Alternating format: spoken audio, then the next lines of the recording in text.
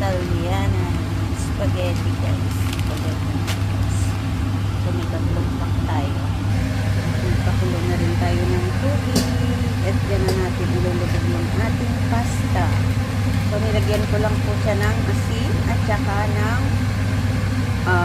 oil sa pagpakulo. So ihulog na natin yung ating pasta.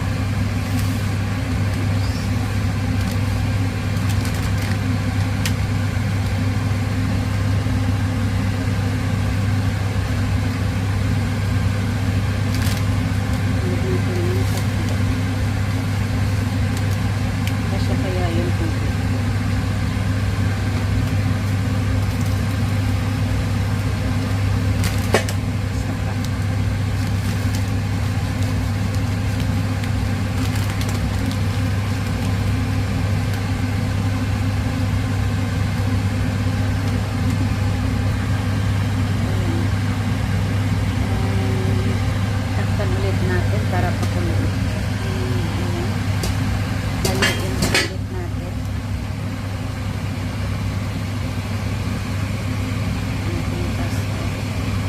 Kailangan kasi haluin natin para hindi siya magdikit sa ating kawali.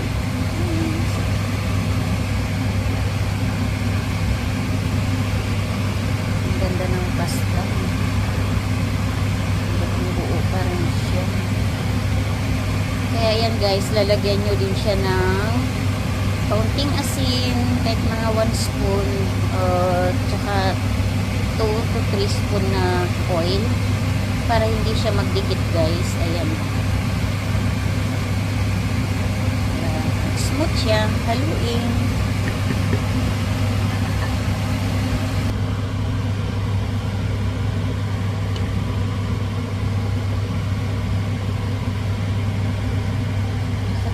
Tubig natin guys.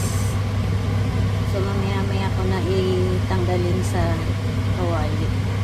Hayaan ko na lang din siyang masipsip niya yung sabaw para ito lang yung kanyang tigas, yung luto niya.